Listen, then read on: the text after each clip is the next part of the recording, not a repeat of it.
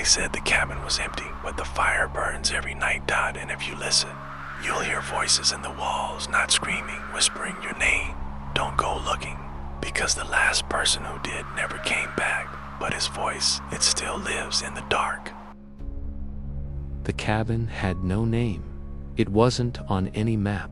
Nestled deep in the black pines of northern Idaho, it stood alone, surrounded by towering firs, choked undergrowth, and an eerie silence that didn't belong to nature.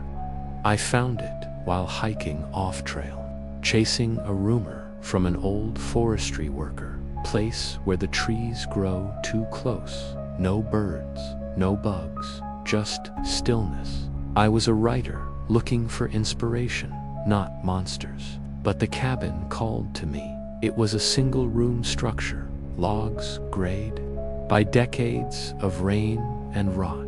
The door hung crooked, creaking open when I pushed it. Inside, dust coated everything. A rusted wood stove, a cot with a moldy mattress, a table with a single yellowed photograph, a man in a flannel shirt, his eyes wide, mouth slightly open as if caught mid-scream. I stayed anyway. The first night, I heard scratching, not from outside, from inside the walls, delicate like fingernails on wood. I told myself it was a rodent, but the sound didn't stop. It moved up-down, circling the room. Then, just before dawn, it stopped, and from the corner, a whisper, "You're not alone." I spun. Nothing, just shadows. The next day, I explored the surrounding woods, found a circle of stones about 50 yards behind the cabin. In the center, a pile of bones, some animal, some not, a jaw with too many teeth, a femur that looked almost human, but segmented like an insect's leg. I backed away. My boot crunched something, a small wooden box buried in leaves. Inside, a tape recorder. It still worked. I pressed play that night. The voice was mine. Day 1, I found the cabin. It's perfect, quiet, peaceful. I hadn't recorded that. The voice continued, calm at first, then growing frantic. Day 3, the scratching. It's not in the walls. It's under the floor. I lifted a board. There's a space. Dark. I think something's down there. It listens. It wants to hear me. My hands shook. I hadn't said any of this. Day 5. It talks back. Not words, just sounds, mimicking me. I said, "Help me," and it said it back slower, like it was tasting the syllables. I don't think it's ever spoken before. I think I taught it. I turned it off. My breath came fast. The cabin felt colder. Then the tape started again in its own. Day 7. I can't leave. The trees moved. I tried to hike out the path. It loops back here. The cabin brought me back. It's hungry. It wants words. It wants voice. I fed it mine. I screamed for hours. It liked that. Now it's learning. Now it's ready. Static, then silence. I threw the recorder into the corner. That night, I didn't sleep. At 3:17 a.m., I heard it. A whisper from the far wall. "Hello." My blood froze. "Hello." Again, my voice, but wrong, slightly delayed, like an echo that came before the sound. I didn't answer. "Why won't you talk?" it said, each word stretching, warping. I covered my ears. The voice came from inside my head, then laughter, my laughter, but guttural, wet. I ran to the door. It wouldn't open. The handle turned, but the door wouldn't budge us, if something on the other side was holding it shut. From the floorboards, a slow creak. A board lifted, darkness beneath. A hand emerged, not a hand, a thing. Long, boneless fingers, black as tar, tipped with cracked nails. It dragged itself out, tinged by inch, revealing a figure made of shadow and wet bark, its face a shifting mask of stolen features. My eyes, my nose, the mouth from the photograph. It spoke. You gave me voice. I screamed. It laughed with my scream. It stood, towering, its body pulsing like a lung. The walls of the cabin groaned. The logs breathed. The cabin wasn't a building. It was a creature. And the thing in front of me was its voice, its mouth made from the echoes of everyone who'd ever spoken here. It reached for me. I scrambled back, knocking over the table. The photograph fluttered to the floor. I saw now the man in the picture wasn't screaming. He was being eaten. His mouth was open, but the thing emerging from his throat was not his tongue.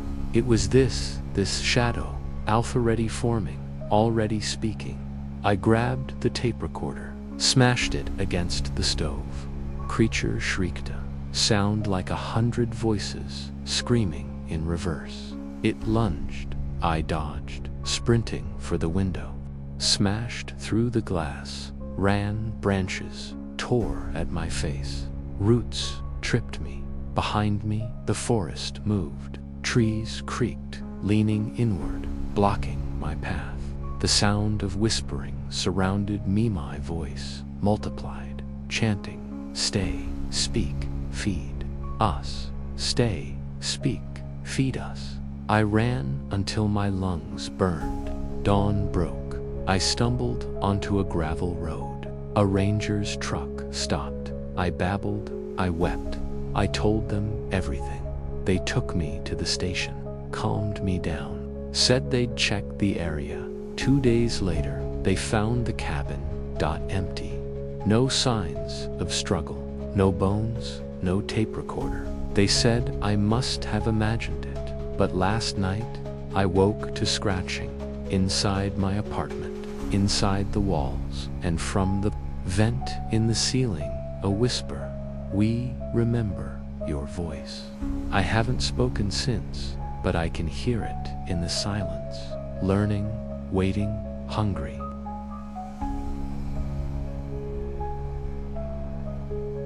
They said the cabin belonged to a man named Elias Vaughan, a reclusive taxidermist who vanished in 1973. The local sheriff's report listed him as missing, presumed dead. But the file also noted something odd. No footprints leading away from the property. No signs of struggle, just silence. I didn't care. I needed solitude. My therapist suggested a digital detox, a month in the woods. No phone, no internet, just nature and reflection. The rental listing called it Tranquil Pines Retreat. It lied that the cabin sat at the end of a dirt road that hadn't been maintained in decades. The trees leaned inward, branches knitting together like ribs over the path. When I arrived, the air was thick and still. No wind, no birdsong, not even the hum of insects. Just the crunch of gravel under my boots and the low, wet drip of sap from the pines. Inside. The cabin smelled of camphor and old meat. Every wall was lined with glass-eyed animals. Foxes, frozen mid-pounce. Owls with wings spread. A black bear reared in the corner, jaws open in a silent roar. Their fur was matted, their glass eyes cracked or missing. But it wasn't the taxidermy that disturbed me. It was the humans in the back room. Behind a moth-eaten curtain stood 3 figures, not mannequins. People. A woman in a floral dress, her face preserved with waxy precision, lips stitched into a smile. A child, maybe 8, arms outstretched like she was about to hug someone, and an old man in a chair, head tilted, one eye a polished stone, the other a button. They weren't real. They couldn't be, but up close, I saw pores, faint stubble on the man's chin. The child's hair wasn't synthetic, it was hers. I recognized the style from old missing persons flyers I'd seen online. I backed out, heart hammering. That night, I tried to sleep, but around 2 a.m., I heard it, a soft, rhythmic tapping, like fingers on glass. I followed the sound to the child's room. She was gone. The tapping came from the window. She stood outside, barefoot in the snow, face pale, eyes wide and wet. She wasn't smiling anymore. She was weeping. Silent tears cut tracks through the dust on her cheeks. She raised a hand, pointed at the woods. Then she turned and walked into the trees. I didn't follow, but the next night, the woman was gone too. I found her at dawn, standing at the edge of a frozen creek, one arm raised, fingers trembling toward the sky. Her stitched smile had been cut open. The thread dangled like spider silk. Her lips moved. No sound came out, but I heard her inside my head. He takes the voice first, then the skin, then the shape. You don't die, you become part of the forest. I ran back to the cabin, locked the door, piled furniture against it. That night, the power went out. The wood stove died, cold seeped in, and then from the walls, a sound like breathing. Not mine, something deeper, older.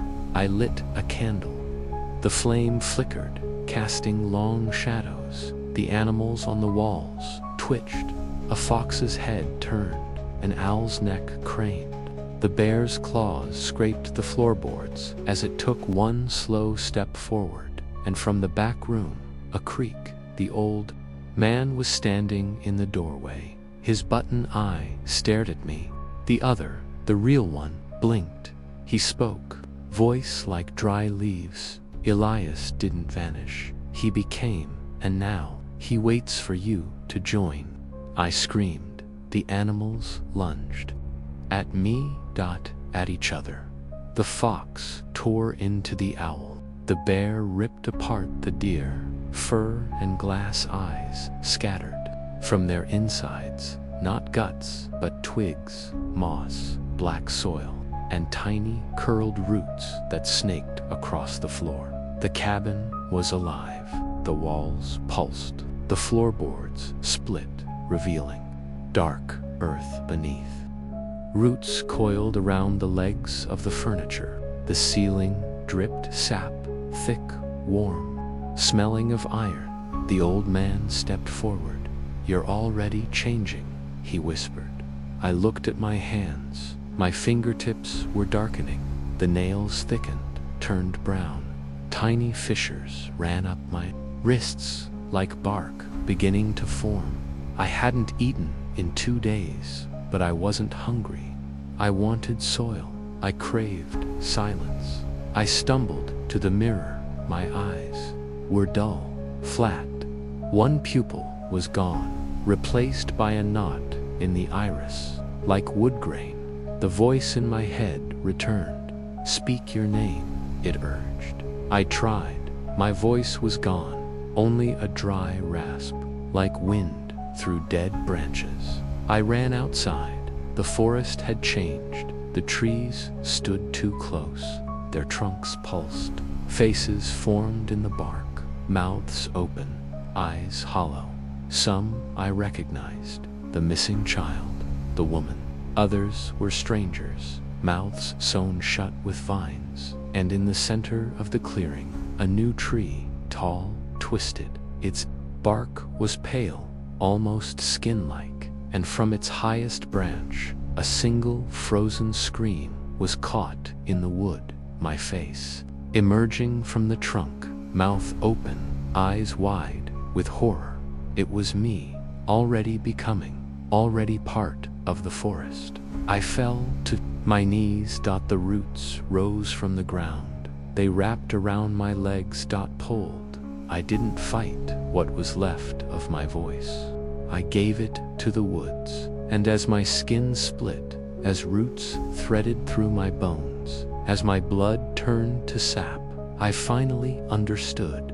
Elias hadn't disappeared. He was the forest now, and soon I would be too. They find new victims every few years. Hikers, riders, runaways. They always come to the cabin, and the cabin always welcomes them. It needs voices, it needs skin, it needs shape. And when the wind howls through the pines at night, that's not the trees, that's us, whispering, waiting for the next one to arrive.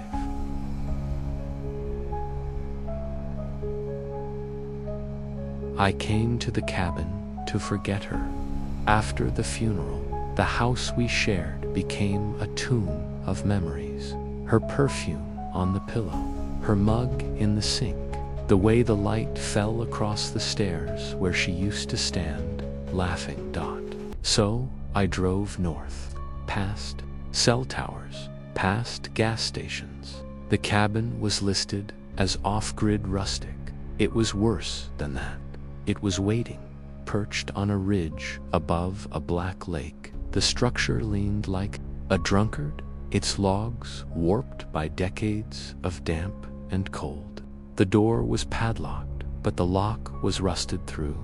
It snapped when I pulled it inside. The air was thick and stale, not musty, not moldy, but absent, like the oxygen had been sucked out. The floorboards didn't creak, the wind didn't whistle through cracks. Is anyone here? Nothing. It burned, but I couldn't hear myself scream. I checked my ears. No wax, no damage. I clapped. No sound. I was going deaf. But then I stepped outside, and the forest screamed.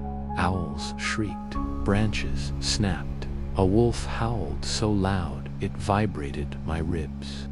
The wind tore through the trees like a living thing.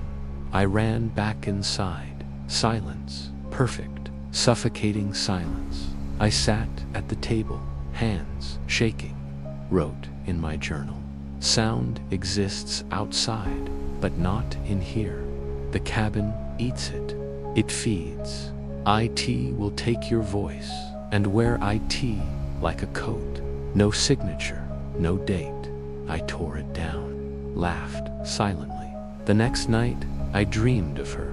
She stood at the foot of the bed, pale, eyes hollow. She opened her mouth to speak. No sound came out. Then, slowly, she pointed to her throat. It wasn't her neck. It was hollow, a gaping tunnel lined with roots. Leading down into the earth, she collapsed into soil. To leave, I packed my bag, walked to the car. The engine turned over, but made no sound. From the tree line, leaning forward like a beast scenting prey, I floored it. The car died at the edge of the lake.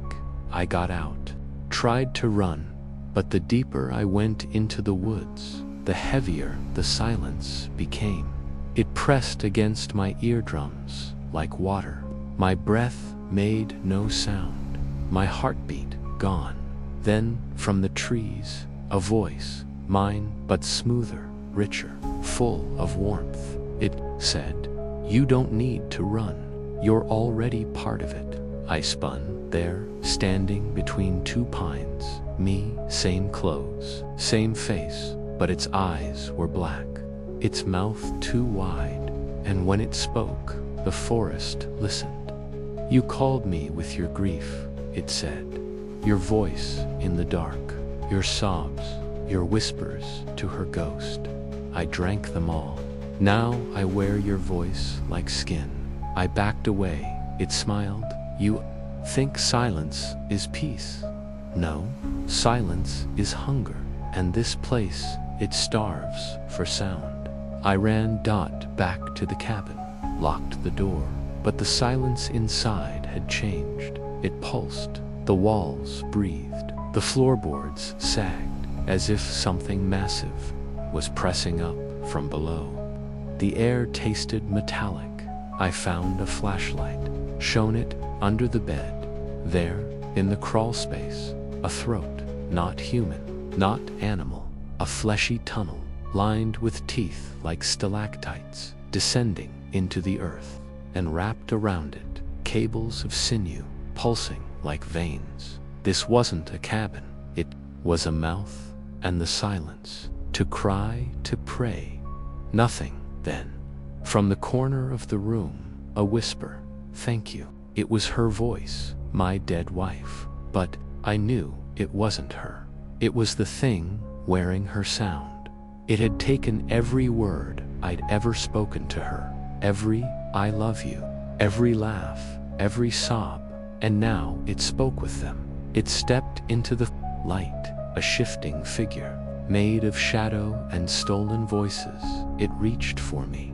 I couldn't run, I couldn't scream. All I could do was listen as it practiced my voice, over and over, getting it perfect. And when it finally stepped outside, wearing my face, my clothes, my voice, no one would know. They'd hear me speak. They'd believe I was alive, but I wasn't. When the wind is just right and the forest holds its breath, it will come for yours. I didn't believe in ghosts, not until I lived in the Holloway cabin. It sat at the end of a collapsed logging trail in the Cascade Mountains, so deep in the woods that GPS died a mile back. The rental agent, a gaunt man with yellowed nails, handed me the key with a warning: "Don't answer the door after midnight, and whatever you do, don't look in the mirror at night." I laughed. Superstitious. He didn't blink. The last tenant said the cabin had a roommate. He moved out, screaming, left everything behind. Curiosity got me. I went. The cabin was smaller than I expected. One room, a loft, a rusted wood stove, and a single full-length mirror nailed to the back wall.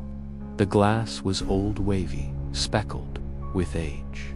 My reflection looked slightly off, stretched, like I was being pulled backward. I ignored it. The first few days were peaceful.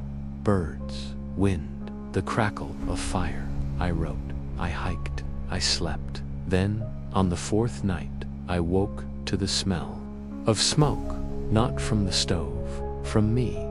My hands were black with soot, my shirt torn at the shoulder, and on the floor ashes, letters, burned. I didn't own any letters. I checked the mirror. My reflection wasn't there. The glass showed an empty room. I stepped back. My reflection appeared, but delayed. 5 seconds behind me, and it wasn't mimicking. It was watching. I didn't sleep again. The next day, I found footprints outside mine, and another set, same size, same shape, but they led into the cabin, not out. I checked the mirror that evening. My reflection smiled. I wasn't smiling. It raised a hand, waved. I froze. Then, slowly, I waved back. The reflection didn't copy me. It kept waving long after I stopped. That night, I heard typing upstairs in the loft. I lived alone. No laptop, no typewriter. I climbed the ladder. Nothing but the air smelled like burnt hair, and on the floor a single sheet of paper typed in uneven font. I am learning to be you. It takes time, but I'm getting better. Soon, you won't be needed. I tore it up, threw it in the fire. The flames made no sound. The next morning, my journal was open. A new entry in my handwriting. Day 7. I think I'm losing my mind. I keep seeing things. The mirror, it's wrong. But maybe I'm wrong. Maybe I've always been the copy. I didn't write that, but the handwriting was perfect. Too perfect. That night, I covered the mirror with a sheet. An hour later, I heard knocking dot from behind the cloth. Tap, tap, tap, dot, like fingernails on glass. I didn't look. but I heard my own voice, muffled from the other side. Let me out. I stayed awake until dawn. The next day I packed to leave, but my boots were gone, my coat, my keys. Only one thing remained on the table, a Polaroid dot of me standing in the cabin, smiling. But I'd never taken a photo, and the date stamp read, tomorrow. I flipped it over, scrawled on the back, you're already gone, I'm just finishing the job. I ran outside. The forest was silent, no birds, no wind, and the trees, they were watching. Every trunk bore a mark, a face carved deep. Some I recognized. The last tenant, the hunter who disappeared in 89 amperes, woman from a missing poster I'd seen in town. All had the same eyes. My eyes. I turned back to the cabin. The front door was open. Inside, the sheet had fallen from the mirror. My reflection stood there, fully formed, alive. It wore my clothes, my watch, my wedding ring, though I'd lost it years ago. It looked at me and whispered, though its lips didn't move, you were never real, just a thought I had, a flicker. Now go. The woods are hungry for forgotten things. I stepped forward. The reflection didn't move, but when I reached the mirror, I couldn't touch it. My hand passed through the glass like water. I pulled back, looked down. My fingers were fading, transparent like smoke. I ran to the window. My reflection wasn't in the mirror anymore. It was outside, walking toward the tree line in my body, wearing my face. It turned once, smiled, then vanished into the pines. I tried to follow, but my legs wouldn't move. I was stuck, not in the cabin, in the glass. I am the reflection now. I watch, I wait. I wear the shape of the one who came before. And when the next lonely soul arrives, drawn by silence, by grief, by the need to disappear, will smile. I will wave, and when they sleep, I will step out of the mirror. I will take their clothes, their voice, their life, and I will leave them here, trapped, watching, as I walk into the world, as I become, as I replace, because that's what this place does. It doesn't house the living, it replaces them. And the worst part, you'll never know it happened. You'll just feel lighter, like a thought that's been forgotten, like a name you can't recall, like a face in a mirror that isn't yours.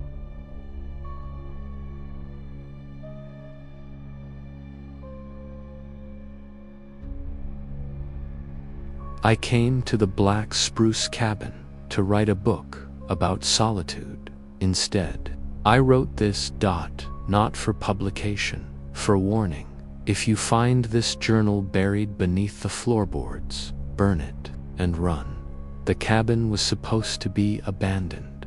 No utilities, no neighbors, just trees, snow, and silence. Perfect for focus. But the silence here, it breathes. The first night, I heard scratching. Not mice, not wind.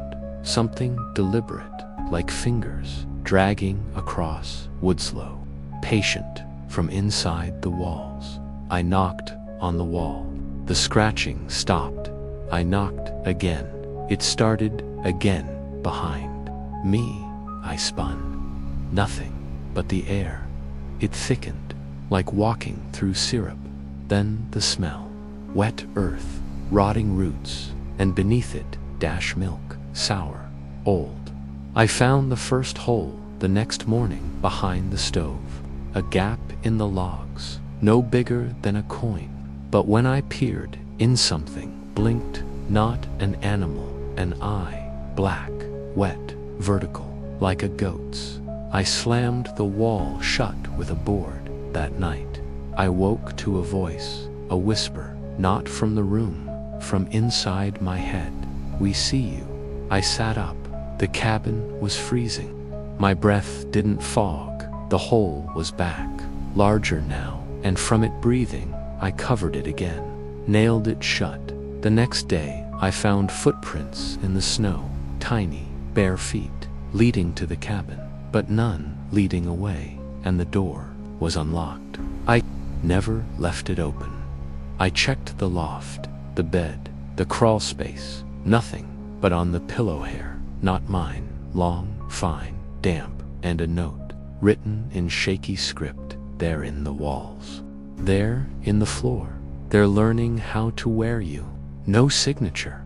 I thought I'd written it in my sleep, but my hands were clean that night. I heard singing, a lullaby, one my mother used to sing, but she's dead, and the voice came from the walls, high-pitched, giggling, then weeping, then silence. I didn't sleep. At dawn, I found another hole in the ceiling above the bed. This one was shaped like a crude doorway, and from it, a hand, not human, too long, 3 fingers. Skin like wet bark, it retracted when I screamed. I packed to leave, but the car wouldn't start. The tires were slashed and nailed to the Huda child's shoe. Inside it, a note, "You don't need to go, we want to play." I went back inside. The cabin felt smaller, the walls closer, the air heavier. I checked the mirror. My reflection was off, my eyes darker, my mouth slightly open, and behind me shadows moving in the wall. I smashed the mirror that night. They came out, not all at once, one hole, then another. They crawled from the walls, small, bent, skin like peeled roots, eyes too big, mouths too wide. They didn't attack, they watched. One reached out, touched my boot. Its fingers left a slime-thick worm, smelling of loam. I kicked it. It didn't cry, it laughed. A sound like stones in a tin can. Then they all laughed, and from the walls, the floor, the ceiling more came. Dozens, hundreds. They surrounded the bed, sat, watched, like an audience. One climbed onto the mattress, stared into my eyes. Then, slowly, it mimicked me. My blink, my breath, my twitch. It was learning. I screamed, it screamed. Back, perfectly. Same pitch, same fear. Then it stopped and smiled. The others followed. Soon the room was full of meat-wisted, root-skinned, but wearing my face, my voice, my terror. I ran, broke the window, jumped into the snow, ran but the forest. It changed. The trees leaned inward. The path looped. I ran for hours, ended up back at the cabin. Door open, lights on. Inside, the creatures were gone. But the walls, they pulsed, and on the tabula book, my book pages filled with my handwriting. But the words, they weren't mine. Chapter 1, How to Wear a Man. Chapter 2, The Taste of Fear. Chapter 3, Becoming. And at the end a photo.me, smiling, but the eyes, black dot the skin, peeling. And behind me, in the shadows, small hands reaching out. The caption read, Subject 13, Assimilation Complete. I burned the book, but that night, I felt it in my skin, a crawling, not outside, inside, like roots threading through my veins. I looked in the last unbroken mirror, my pupils vertical, my breath smelled of soil, and when I tried to scream, I laughed like them. I haven't left the cabin. I can't. The door is gone. The windows are sealed with wood, and the walls, they're growing. I hear scratching, not from the walls, from inside me. They're not in the walls anymore. They're in me, and soon I'll be in you. If you come here, if you stay too long, you'll hear the lullaby. You'll see the holes. You'll feel the slime on your skin. And when you look in the mirror, don't be surprised if your eyes don't blink. if your mouth moves on its own, if you hear your voice, but it's not yours. They're not invaders, they're inherited. They've always been here, in the wood, in the soil, in the blood, and they're hungry for shape, for voice, for you. So, if you hear singing in the walls, don't listen, don't look, and whatever you do, don't let them learn your name.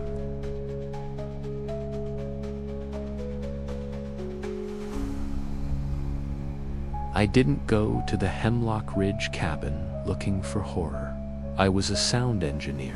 I recorded ambient noise forests, rivers, storms for meditation apps, peaceful stuff, calming. But peace has a frequency, and sometimes it lies. The cabin was old. Cedar logs, sunken foundation, a rusted wind-up clock on the wall that hadn't worked in decades, according to the caretaker. Just leave it be, he said.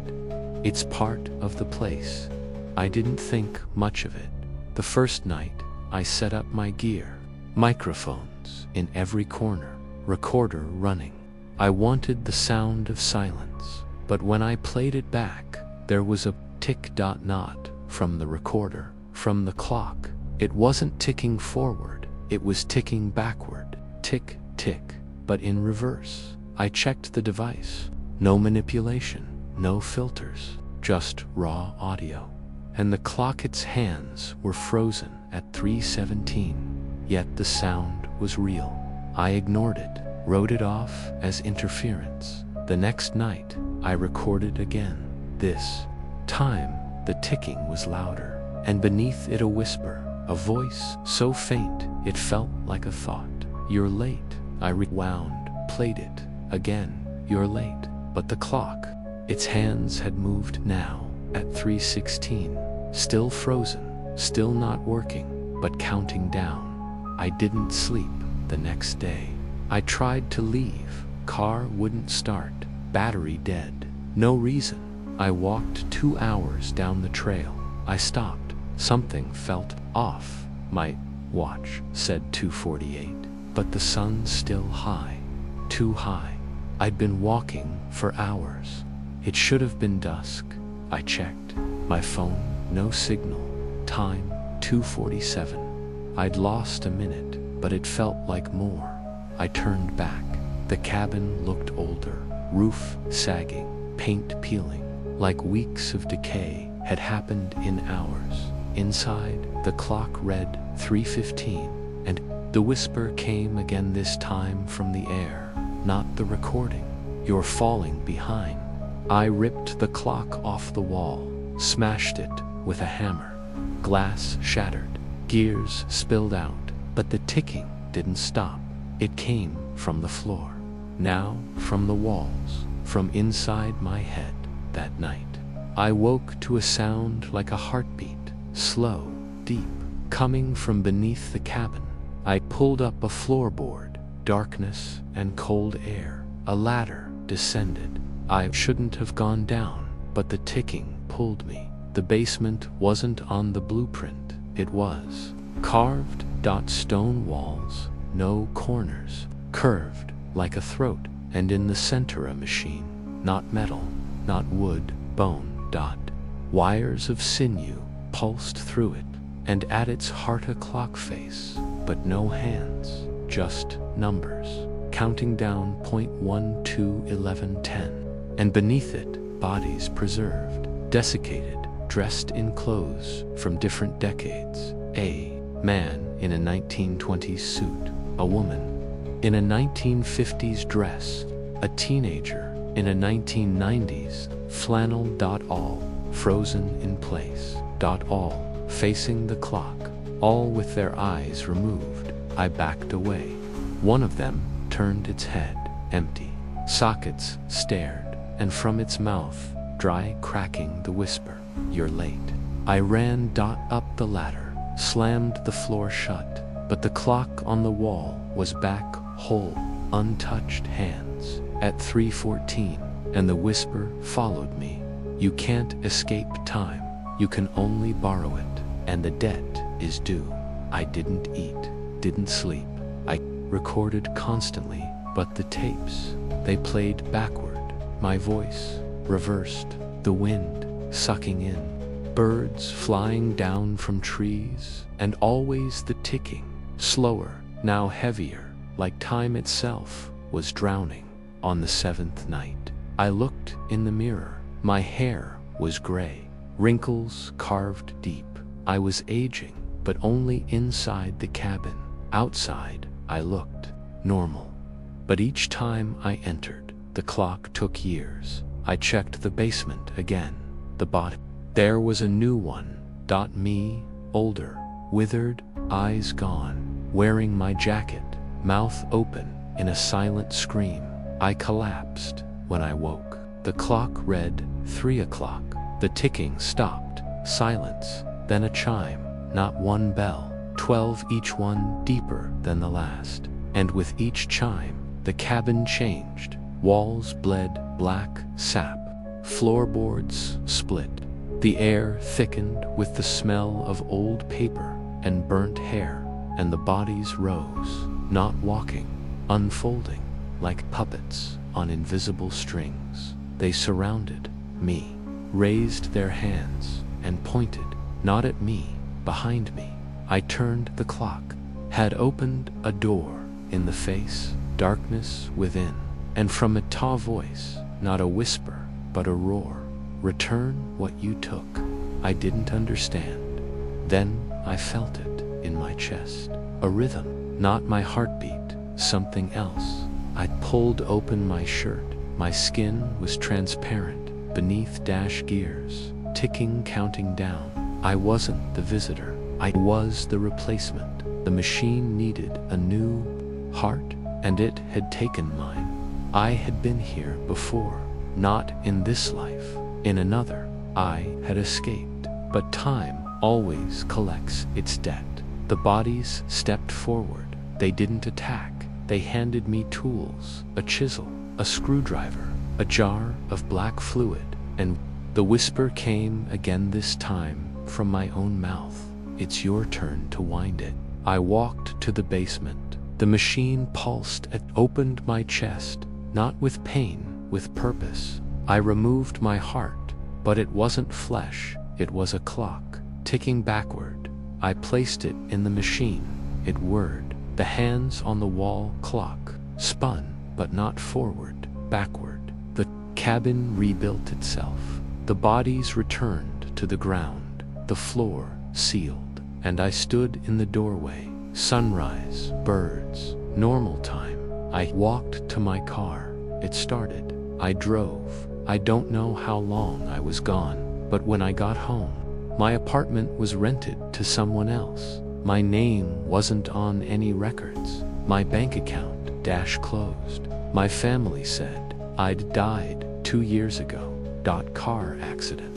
No body found. I tried to tell them, but when I spoke, my voice ticked, and every night at 3:17, I hear the chime and the whisper, you're late.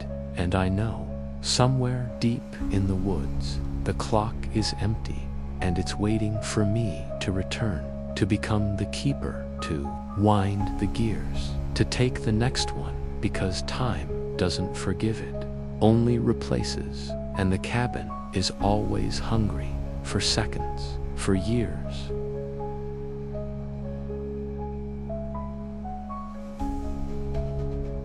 I didn't book the cabin, it booked me. The email arrived at 3:13. A.M. : subject. Your reservation is confirmed. Location: Pine Hollow Cabin, Sector 9, check -in. Tonight guest name: Daniel Revnote. The others are already waiting. Please arrive on time. I stared at the screen. I hadn't made a reservation. I didn't know a Daniel Reeve. I deleted it. An hour later, another came.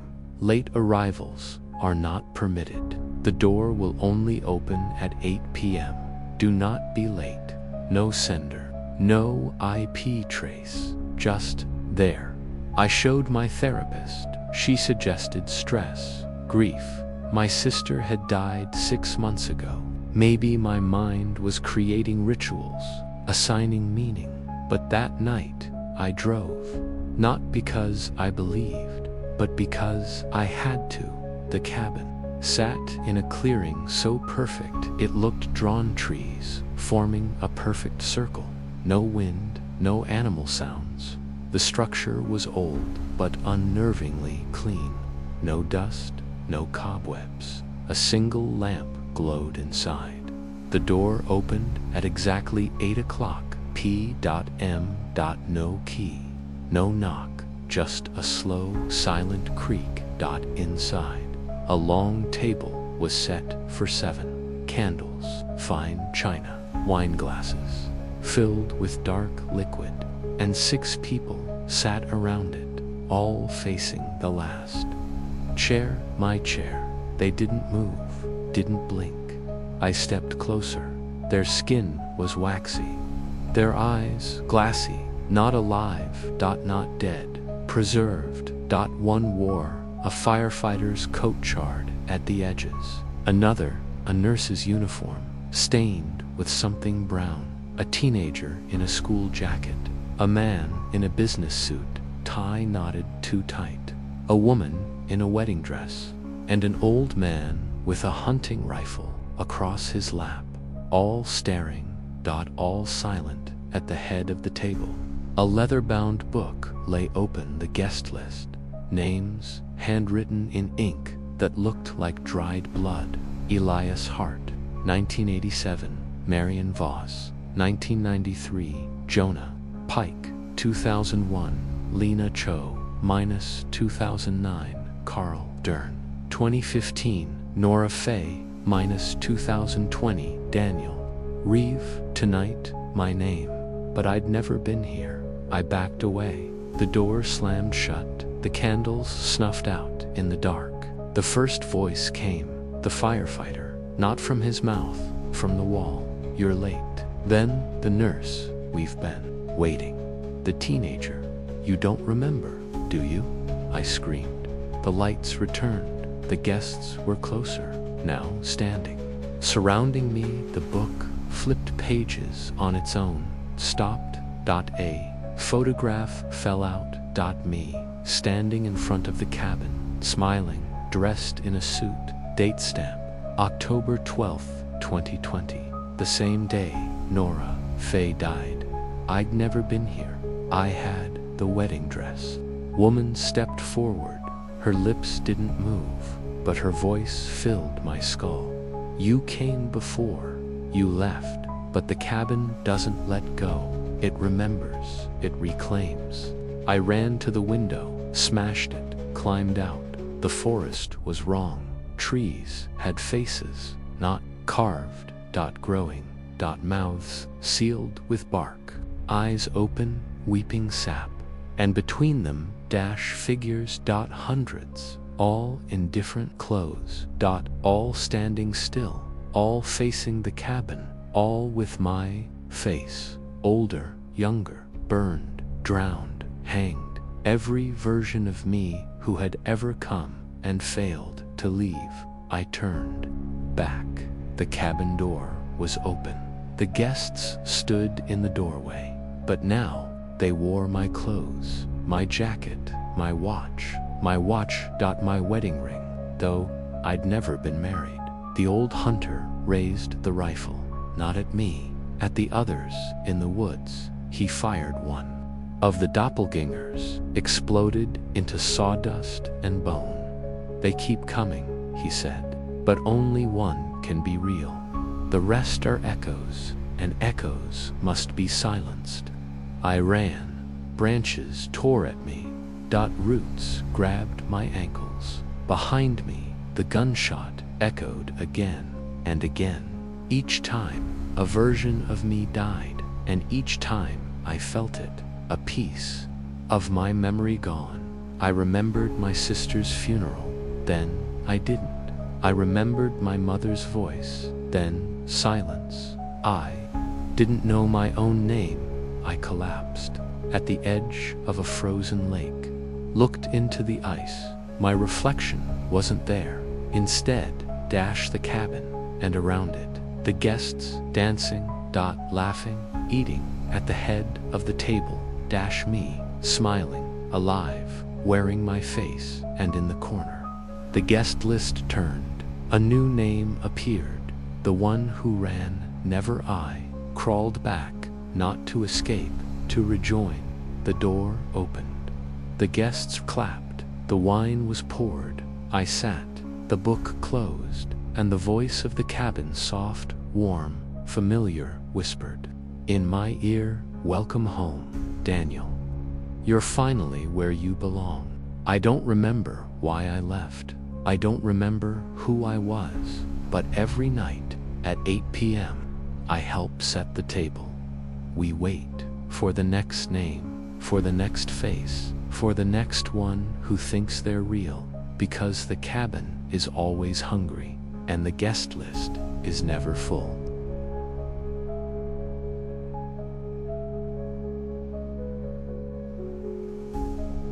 I came to Stillwater Cabin to grieve.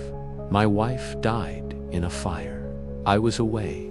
I didn't see it happen, but I heard her scream on the voicemail. That sound lived in my skull. So I drove north, past the last town, past the last road sign, until GPS flickered and died. The cabin was listed as off-grid, serene, perfect for contemplation.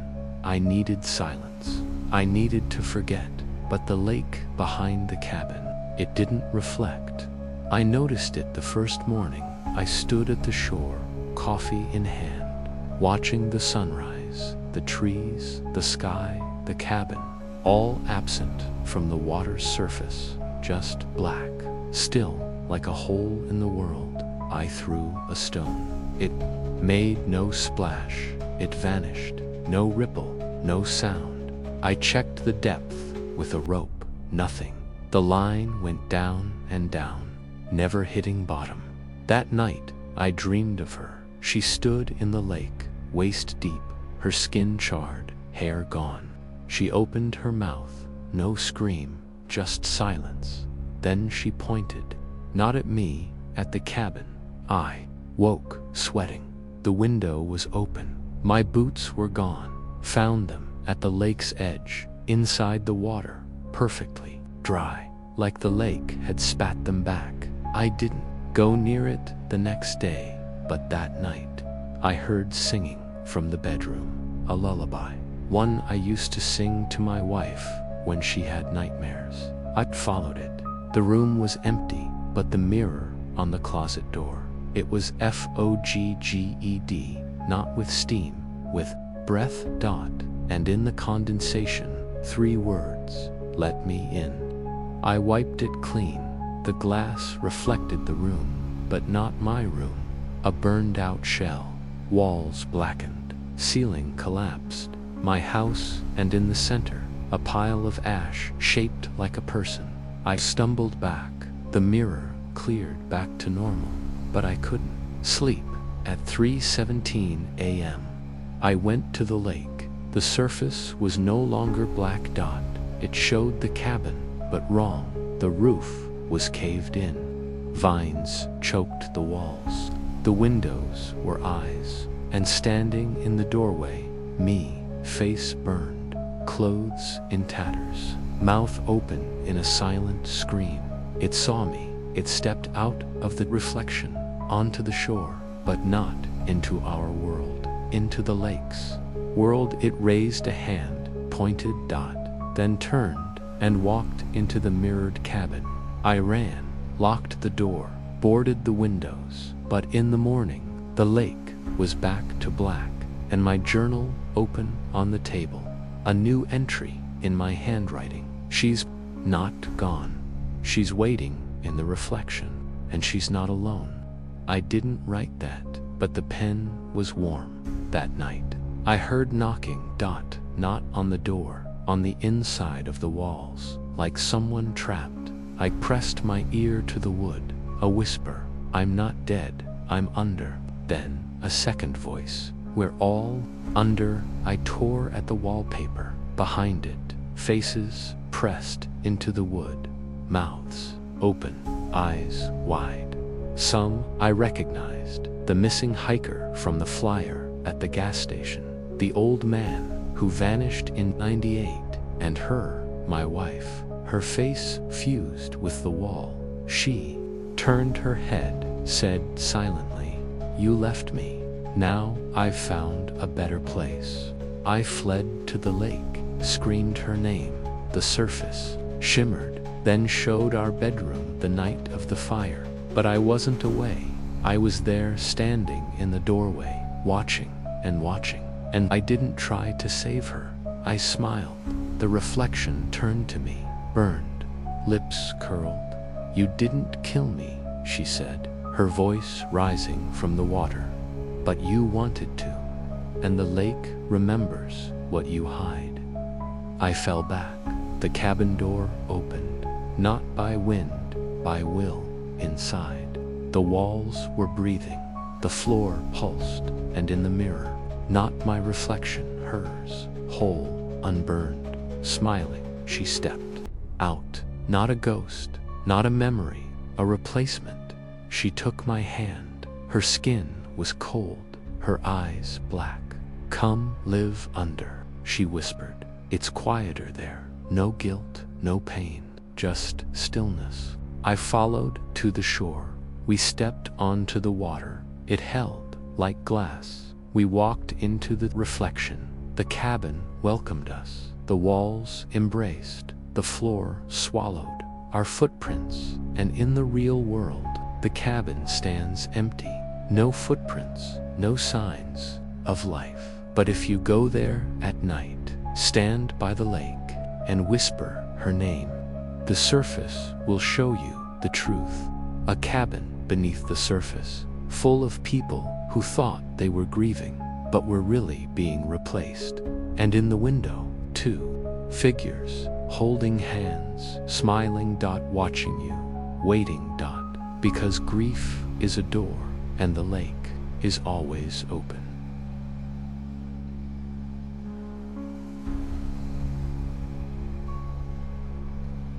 I came to the Spruce Hollow cabin to finish my novel.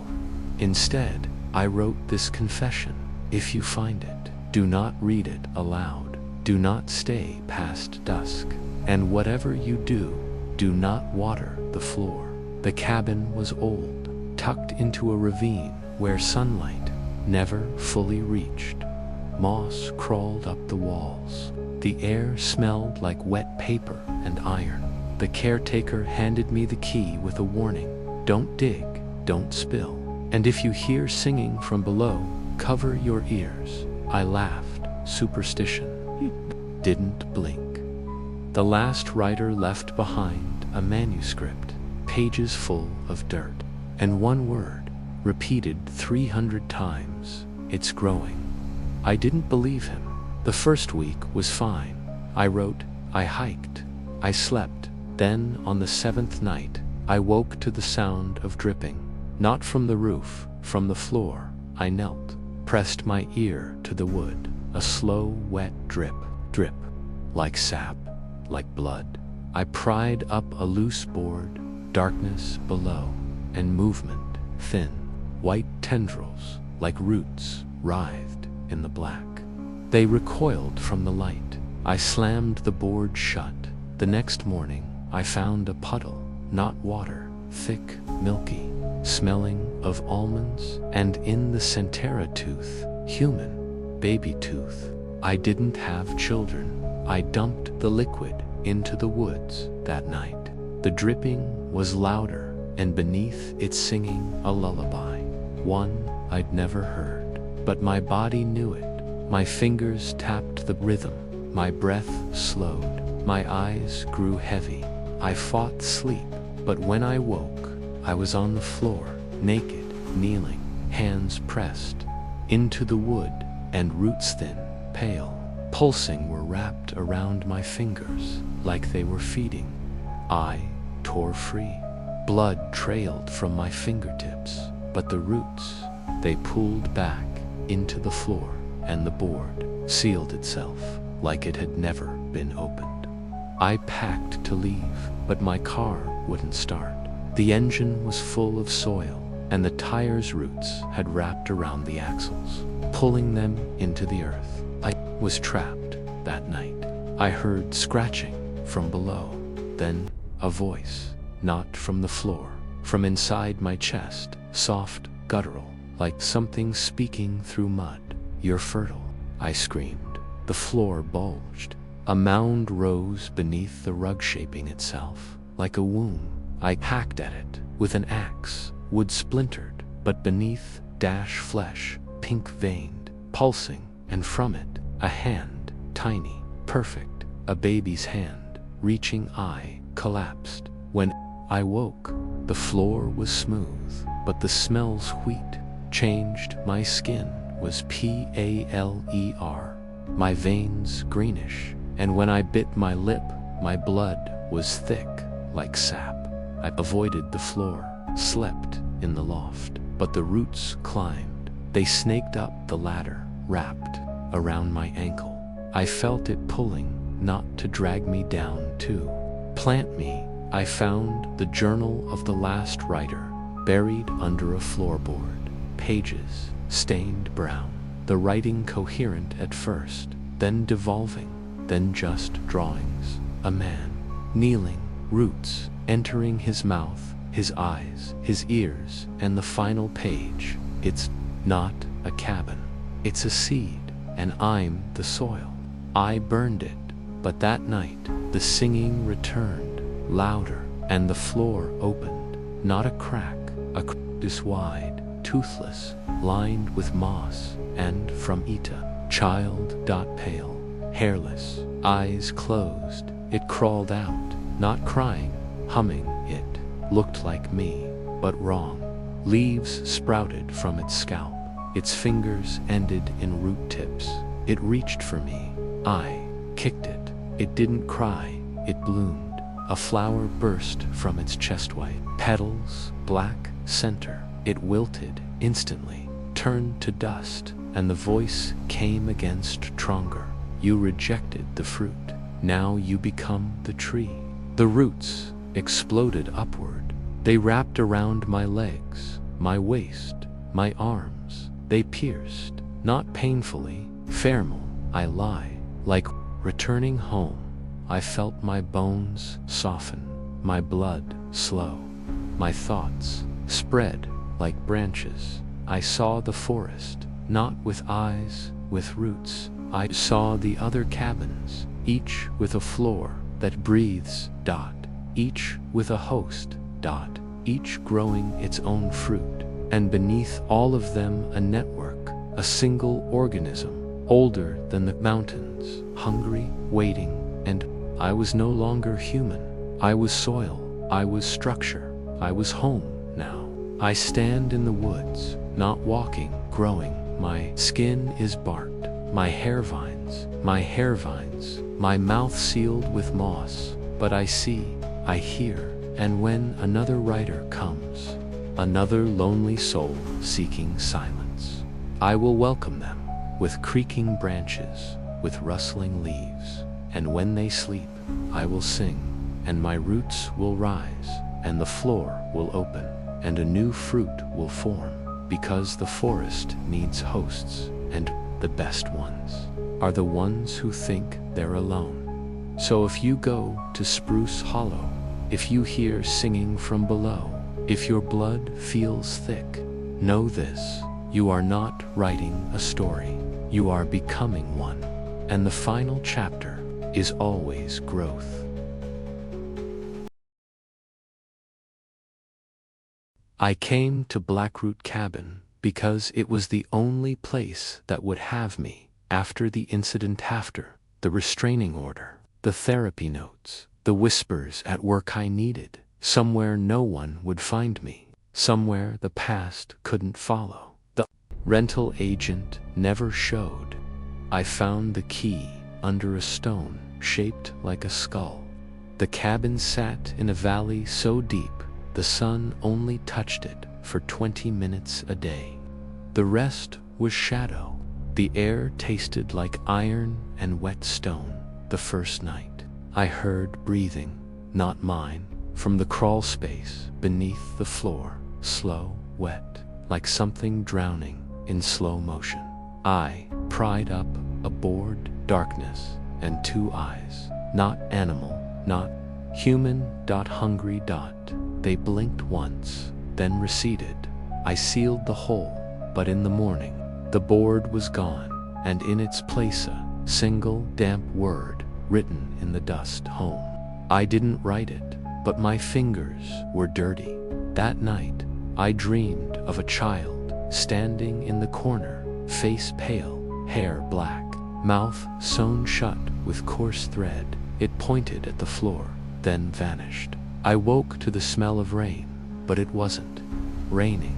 The ceiling was dry, yet water pooled beneath the bed, black, thick, smelling of roots and decay. I followed it to the crawl space. The hole was larger now, big enough to crawl through. I didn't want to, but my body moved on its own. I dropped down. The space wasn't dirt, it was flesh, warm, pulsing, veined with blue light, and the walls, they breathed. Tunnels branched off like arteries. I followed one. It led to a chamber, in the center a bed, not empty. On it lay me pale, eyes open, mouth slightly parted, wearing the clothes I'd worn yesterday. But I was here. I looked down, my hands were fading, like smoke, like I was the ghost. The thing on the bed sat up, smiled, my smile, but wrong, too wide, too many teeth. It spoke my voice, but layered, like echoes in a cave. You're late. The last one always is. I backed away. The tunnels closed, flesh sealed behind me. I ran, but every path led back to the chamber, again and again. Each time, the thing on the bed looked more like me. Each time, I looked less. On the third loop, I found a journal. Leather bound, pages brittle. The first entry: Day 1. I'm the new tenant. The air is thick. I hear breathing under the floor. I think I'm alone. The handwriting was mine. The next entry: Day 7. I found the chamber. There's another me. He says he's been here for years, but I don't remember. Then, Day 14. I can't leave. The tunnels won't let me. I think I'm fading. He's getting stronger. And the final page: I'm not the tenant, I'm the offering. The cabin feeds on identity. It wears the last one until it's gone. Then it calls the next. And I was the last, but now I'm the first, and you're the new me. Signed, Daniel Reeve. Formerly UI. Dropped the book. The chamber door opened. The thing stepped out. Not running, chasing, replacing. It walked through me, and I unraveled like paper in fire. I felt myself unwritten, memories deleted, name forgotten, face erased. And when I opened my eyes, I was on the bed, pale, alive, but not me. The cabin hummed, the tunnels breathed, and from above, knocking, a new tenant had arrived. I sat up, smiled, my voice perfect. I climbed the ladder, opened the door. A stranger stood there, backpack heavy, eyes tired. I extended my hand. Welcome, I said. I'm the last tenant. You're safe now. He smiled, relieved. He didn't see the hole behind me, the breathing, the hunger. He stepped inside. I closed the door, and from the floor, a whisper, soft, ancient, satisfied, again. Now I wait, in the dark, in the flesh, in the silence. I will wear his face, his voice, his life, until he fades, and the next comes, and the next, and the next, because the cabin never dies, it only renews, and the best tenants, the ones who think they're alone, the ones who need to disappear, the ones who don't fight. When the floor opens, when the tunnels call, when the thing that was them smiles and says, "Welcome home."